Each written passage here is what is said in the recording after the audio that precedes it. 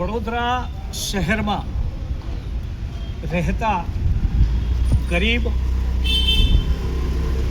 હરિજન સમાજના લોકો, ઠેલાવાળા, શાકભાજીવાળા, અનાજ કરિયાણાની દુકાનવાળાને રિક્ષા ચાલક, એવા ગરીબ લોકોને વડોદરાની બાજુમાં આવેલ વાઘોડિયા તાલુકાના રસુલાબાદ ગામ ખાતે આવેલી SBI સ્ટેટ બેંક ઓફ ઇન્ડિયાની શાખા દ્વારામાં આ બધાને કૌભાંડ સ્વરૂપે લોન આપવામાં આવી વચેટિયાઓ દ્વારા, અને એમાં SBIના મેનેજર પણ સંડોવાયેલા.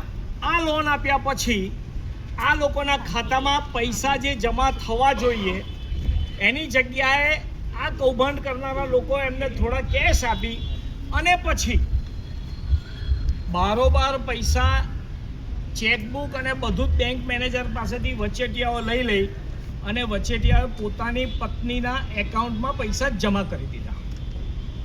સ્થિતિ એવી પેદા થઈ, આ દીપક સોલંકી, એના 4 લાખ રૂપિયાની લોન પાસ થઈ. જ્યારે એને નોટિસ આપવામાં આવી સરફેસીની, મકાન જપ્તી માટેની, તો એ જ્યારે જોયું ત્યારે ખબર પડી કે આમાં તો 19,20,000ની લિમિટ સુધીની લોન પાસ થઈ હતી અને એકાઉન્ટમાંથી 19 લાખ રૂપિયા જેટલા ઉપડી ગયેલા, અને એ બધા જ મુખ્ય કૌભાંડીની પત્નીના એકાઉન્ટમાં પૈસા ટ્રાન્સફર થયેલા. તો આ પ્રકારે બેંક મેનેજર વચ્ચેનો મળતીઓ, એની સાથે સાથે એક બીજો, એમ 4-5 જણની ગેંગ દ્વારા આ પૈસા આવી રીતના ઉપાડવામાં આવ્યા. આ માસીનું મકાન જતું રહ્યું, આ માસીનું મકાન જતું રહ્યું, આ માસી, આ ભાઈ મનીષ પવારનું મકાન, રિક્ષા ચાલક, એનું મકાન પણ જતું રહ્યું. સિક્યુરાઇઝેશન એક્ટ હેઠળ 5 મકાન જતા રહ્યા છે, 5 ગરીબ લોકોના. એ લોકોએ ભાડાના મકાનમાં રહેવાની ફરજ પડી છે.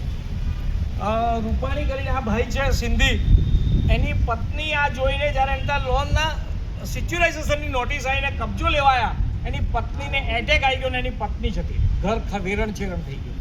આવા અનેક લોકો છે.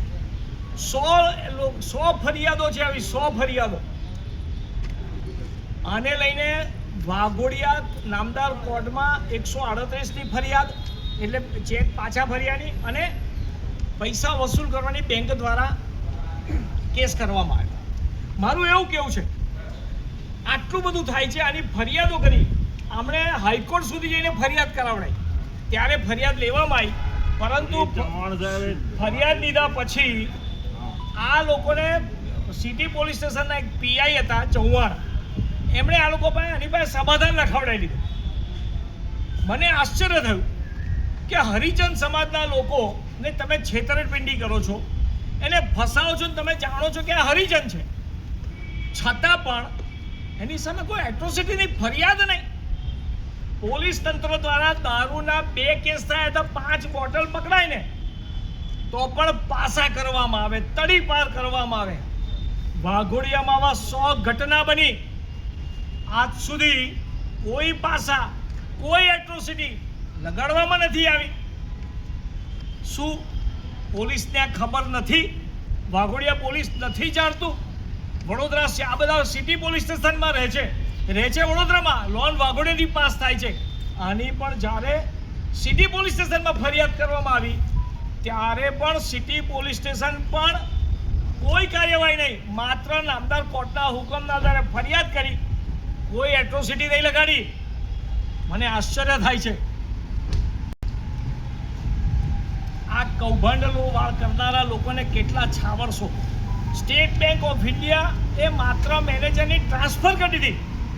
રસુલાબાદની શાખાનું જે કંઈ કાર્યવાહી ચાલે, લોન આપવાનું, એ બધું રાજશ્રી ટોકીઝ પાસે લઈ ગયા, કારણ કે બેંકને બી ખબર પડી કે આવું અમારા મેનેજર દ્વારા કૌભાંડ થયું છે. છતાં આ નાગરિકોનું શું? ખેડૂતોના લોન માફ કરીએ છે. આ જે હરિજન સમાજના લોકો છે એમની લોન સ્ટેટ બેંક ઓફ ઇન્ડિયાએ માફ કરવી જોઈએ, એમના ઘર જય હો જય હો જય હો જય હો. અને જે કૌભાંડિયા છે બેંક મેનેજર અને એની સાથેના મળેલા લોકો, એમની મિલકત જપ્ત કરી એને વેચીને એમાંથી પૈસા વસૂલ કરવા જોઈએ એમણે. આ મારી સ્પષ્ટ માંગ છે. આજે આવેદનપત્ર આપ્યું છે ડીએસપીને હતા એટલે ઇન્ચાર્જ ડીએસપીને આપ્યું છે અને કહ્યું છે એમાં આવેદનપત્રમાં મેં લખ્યું પણ છે. આજ વાત હું આજે પણ કહું છું, અમે આ લોકોને છોડીશું નહીં. ભારત માતા કી જય હો.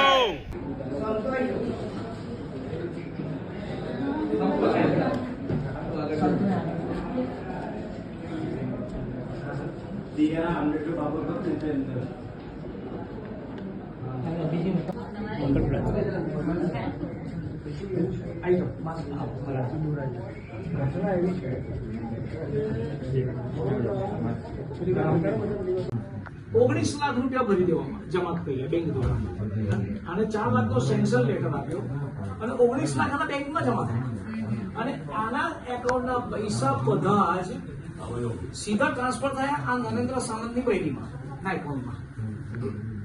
આવા 100 લોકો. હવે હું છું, મને ખબર છે કે મારી લોન 4 લાખની પાસ થઈ છે એટલે મેં 4 લાખની લોન આપી. હવે આ લોનના હપ્તા હું ભરતો આવ્યો. કોર્પોરેશનનો આ સફાઈ સેવક છે, કોર્પોરેશનનો નોકરી કરે એટલે કોર્પોરેશનના પગારમાંથી 14,000 રૂપિયાનો હપ્તો કર્યો. શ્રીરામને તું ભર દે, અમે કહીએ કાગળ પર સહી કરી દે. એટલે એ લોનના કાગળિયા નરેન્દ્ર સાવંત દ્વારા આવ્યા. ઝેરોક્સ કાગળિયા પર એની લોન સેન્કશન થઈ ગઈ. આપણી પાસે લેટર છે, લોન સેન્કશન 4 લાખ રૂપિયાની થઈ. આ 100 લોકો છે. આની લોન કેટલાની થઈ? સેન્કશન તો 4 લાખ રૂપિયાની.